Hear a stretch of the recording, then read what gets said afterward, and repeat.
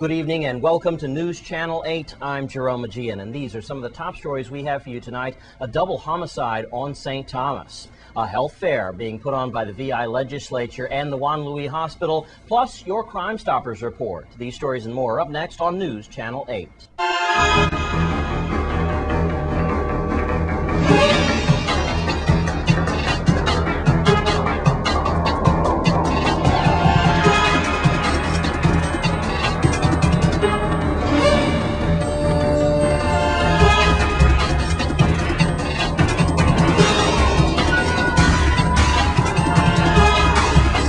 In our top story tonight, a St. Thomas man and woman were killed in the Anna's Retreat area. News Channel 8's Wes Small reports from Anna's Retreat in what is said to be a double homicide. Thank you very much, Jerome. We are on St. Thomas, where we have a double homicide to report.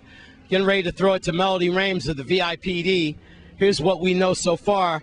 Unfortunately, 2 young people are dead.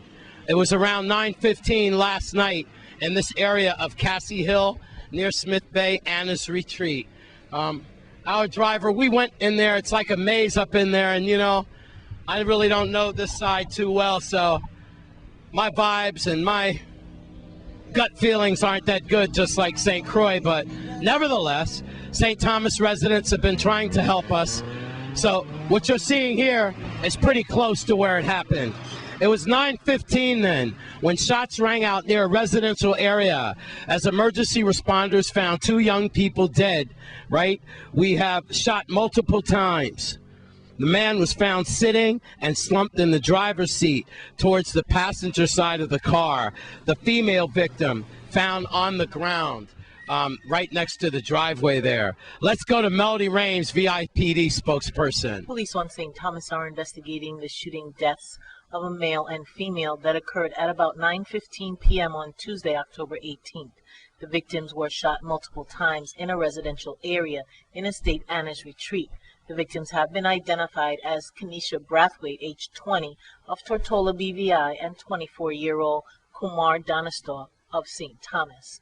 According to the initial police investigation, officers were dispatched to a call of shots fired in Estate Anna's Retreat. When police arrived on the scene, they observed a gray 4-door Honda Acura parked in the driveway of a private residence. Upon closer inspection of the vehicle, police observed the victim, Danastor, in the driver's seat, slumped over into the passenger seat. Brathwaite was observed on the ground outside of the vehicle. Both victims appeared to have multiple gunshot wounds on their bodies. Emergency medical technicians were on the scene and transported the victims to the Roy Lesser Schneider Regional Medical Center for treatment, where they were both pronounced dead. Police are urging anyone who has any information to call Crime Stoppers USVI and report your tip anonymously. The number for Crime Stoppers is 1-800-222-TIPS. This case is being followed up by the Major Crime Bureau detectives, and anyone wishing to speak to detectives regarding this case can contact them at 714-9202 or 714-9207. The name of those 2 people, all right, sadly, is Kumar Danastor, only 24 years old. The female, Kenesha Brathwaite, only 20 years old. That was the young couple that was slain, shot multiple times last night in this area of Cassie Hill and Anna's Retreat. Again, the first calls came minutes to 9 or shortly after 9. Both those 2 people, Kumar Danastor and Kenesha Brathwaite, only 24 and 20, were found killed near the car. We could tell you this: we believe the suspects fled on foot. We can also tell you that Miss Brathwaite, Kenesha Brathwaite, is from Tortola, right? We believe she is from Roadtown, Tortola. Kumar Danastor, then, he is a native of St. Thomas. This then is the latest homicides in our territory. Melody Rames, VIPD spokesperson, her and the Chief Carrard, they will let us know the exact figures as they vary from time to time, depending on what media source does this. But for now, that's all we know. Sadly, 2 young people slain again in this area of Cassie Hill, Anna's Retreat, Smith Bay, 20-year-old Kumar Danastor, and only 20, Kenesha Brathwaite. She's from Tortola, Danastor from St. Thomas. On St. Thomas, I'm Wes Small for News Channel 8. Thanks, Wes. And in other news tonight, there will be a health fair being put on by the Virgin Islands Legislature, plus the Juan Louis Hospital. News Channel 8's Wes Small is at the Juan Louis Hospital with Miss Simmons to report. Thank you, Jerome. Here with Miss Shalonda Simmons Emanuel here at the Juan Louis Cardiac Center. And we do have a joint effort with Legislature and Juan Louis, and it's all about the legislature, how the event will be at the legislature. And please, Miss Emanuel Simmons, please tell us all about it. Principal of Information. Yes, Yes. Shalonda Simmons Emanuel, Yes, Principal for Communications and Community. And the 29th Legislature of the U.S. Virgin Islands, as well as the Community and Health and Hospital, was gracious enough in extending an invitation for the Governor Juan Louis Hospital and Medical Center to participate in their upcoming fall health fair. The public needs to know it is a free health fair, and there will be BMI and weight testing, blood pressure testing, and a lot more tests that would be offered. But also very important is that the whole day would consist of lectures from our physician and healthcare professionals from the Governor Juan Louis Hospital and Medical Center. So not only are you getting the tests, you would also have an opportunity to interact with other healthcare organizations such as SkyMed and MASA, and also get valuable patient education as well. The fair starts at 10 o'clock with an early seniors hour. So we're tailoring to the senior citizens within the community to come in early at 10 until 11. And then it's open to the general public at 11 o'clock until 4. Now, Wes, I'm going to invite you at 4 to wrap up the community health fair with Soca Aerobics by Kimmy, where we have 20 minutes for you to get your heart rate going and get those hips shaking and just have a good time and, you know, increase preventative health awareness. Get the hips shaking. Move like Jagger. Yeah, I could see how that would go. But, you know, it's funny. I make light of this, but it's a life-saving experience. A lot of people don't know that when I went to one of these health fairs, I was able to get coverage with AARP for co-pay for my meds. And I can't tell you, that is the only thing that's going right in my life when it deals with medical. We all know the bouts of insurance and seeing a doctor. The fact that you could get a copay for $2.50 or $4, that is astronomical. That really helps. And if you take these health fairs lightly, you're mistaken. Not only glucose, right, and your sugar testing, diabetes, blindness, we are really in the top echelons as far as diabetes is concerned, you know, and breast cancer mammograms. So you can't lose. Please check that out, and please tell us one more time, what is the date down there at the 29th Legislature again for the health fair? The free fall health fair will be this Friday, October 21st, starting at 10 a.m. with the senior citizen early hour. Good. And then it opens to the general public at 11 o'clock with a wrap-up soca aerobics class at 4 o'clock. And I understand there's also Jazz in the Park there this Friday, so you make it a whole day community event. That's right. Right after that, you go across the street, and Frederickstead will come alive one more time. That's right. Thank you very much, You're Ms. Simmons welcome. Emanuel. Thank you. Thank you. And the staff at Juan Louis, and also you folks making that happen down there at the 29th Legislature. Your health is very important. Here at Juan Louis, I'm Wes Small for News Channel 8. And we want to thank Ms. Simmons for taking time out to be interviewed by Wes Small tonight. And now, staying with the same issue, we hear from Senator Sproul as he talks about the same health fair at the Senate building. Good day. This is your Senator Patrick Simeon Sproul, the chairman for the Committee of Health and Hospitals. I'm inviting you, the community, to come out this Friday, October 21st, at the Legislative Complex from 11 a.m. to 4 p.m. We're offering free HIV screenings. We're offering blood glucose testing, get your blood pressure checked, just to name a few.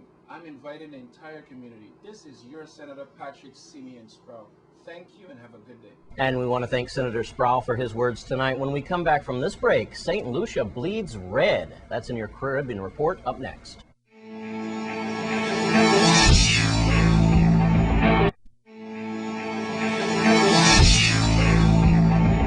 And let's take a look at your Caribbean Report for tonight.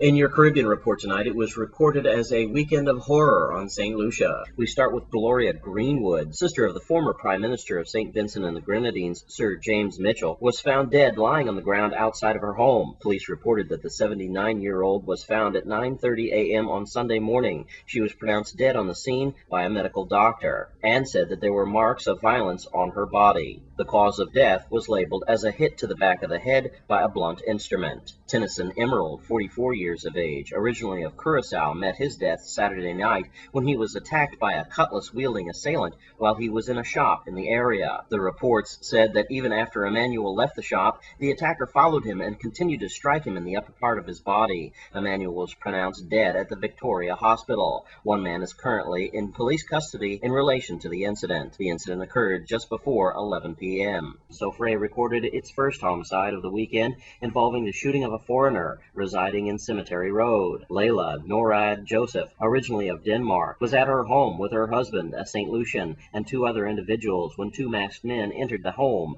one armed with a gun, the other with a cutlass, and demanded money from her. Reports said that she was shot in the upper body, with the men fleeing the scene immediately after shooting her. She was taken to Soufrière Hospital, where she was pronounced dead. No one has been arrested in connection with this incident, and a motive has yet to be established. However, reports said that this did not look like a robbery gone awry, but that Joseph may have been targeted.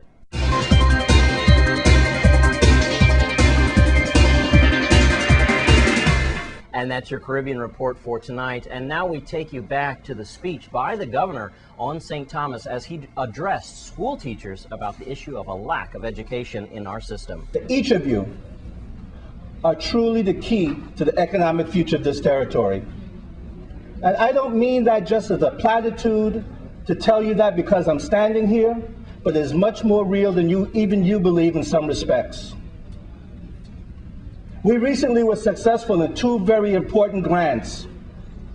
One by the U.S. Department of Treasury to create small businesses and push them, the other to push exports.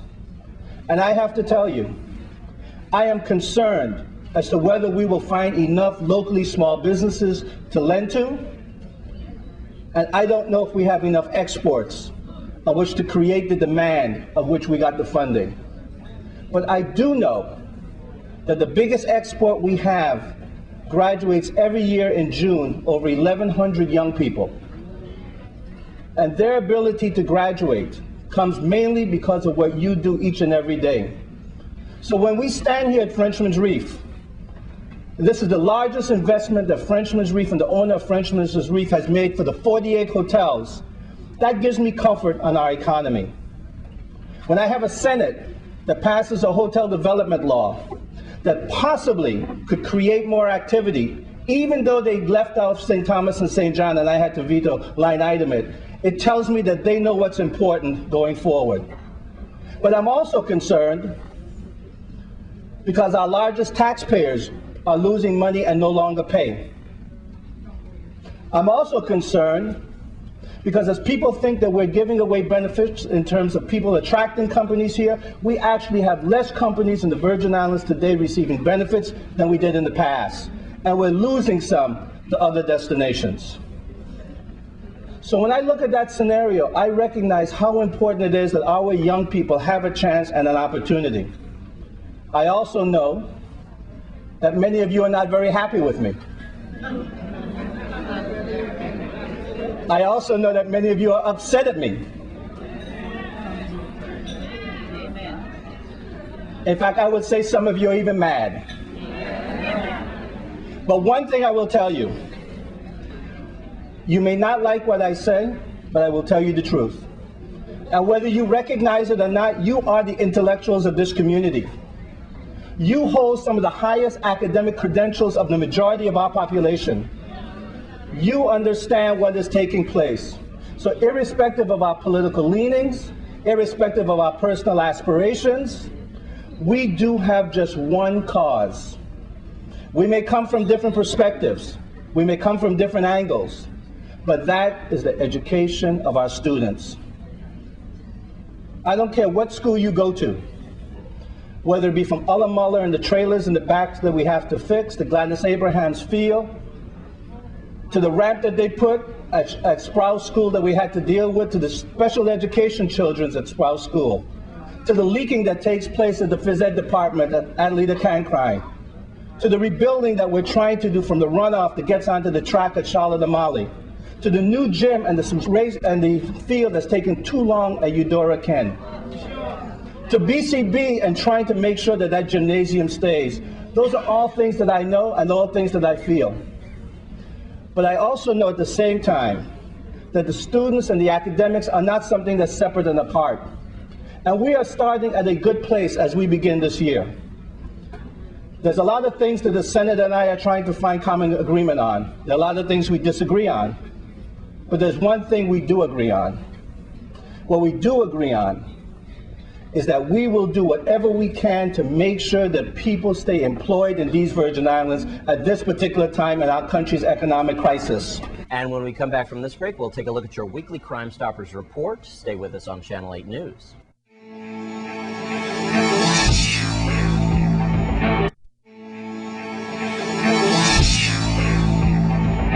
And now we check in with Miss Judy Fricks. She's got your Crime Stoppers report for this week. This is Judy Fricks with your weekly Crime Stoppers report. Crime Stoppers need your help to solve the following crimes. If you know something, say something. Even the smallest bit of information may be just what law enforcement needs to solve these cases. On St. Croix, in recent weeks, there's been a whole spate of robberies and burglaries in homes and businesses, and there have been some carjackings. Robberies have included threats of violence and injuries to victims. If you have any information about any of these robberies or burglaries or even the carjackings, call Crime Stoppers and tell us what you know so that law enforcement can arrest these thugs and put them behind bars. And on St. John, we have a missing persons case for you. 21-year-old Sierra Samantha James of number 1 WA Estate Bethany is missing. On Tuesday, October 11th at about 5:15 p.m., Miss James and several of her friends were enjoying themselves at Castaways Bar. When they were finished, they went over to some other locations in Cruz Bay, such as Mongoose Junction and Nature's Nook, where they hung out for a while, and they left around 7:20 p.m. Miss James has not been seen since she was seen at Nature's Nook. Now, she's 21 years old, as I said. She's 5 feet 5 inches tall. She is black. She's about 140 pounds. She has brown eyes, black hair, and she is medium complexion. She has several tattoos, including a tribal tattoo on her right arm. She has the word Pascal on her back, and she also has a rose on her left leg. Now, she was wearing a white t-shirt, black pants, and had a black handbag. You can see her photo here in this report. You can also go to our website, which is listed there on your screen, for another photo of Miss James. And on St. Thomas, since February, there have been a whole string of burglaries in different estates, including Estate Fortuna, Santa Maria, Bonnet Esperance, Estate Hope, and Estate Pearl. Help law enforcement identify and arrest the burglars by calling Crime Stoppers and telling us what you know. You can submit information on these or any other crimes, again, on our website, which is listed there on your screen, or by calling 1-800-222-TIPS, which is 8477. Your tips always remain completely anonymous, and our stateside operators, they do speak several languages. If your tip leads to an arrest or the recovery of stolen property or illegal drugs or weapons, you will receive a cash reward of up to $2,500. Crime Stoppers is pleased to announce that we have recently authorized 2 new rewards. Please contact us if you have submitted any tips and find out if one of those rewards is yours. This has been Judy Fricks with your weekly Crime Stoppers report.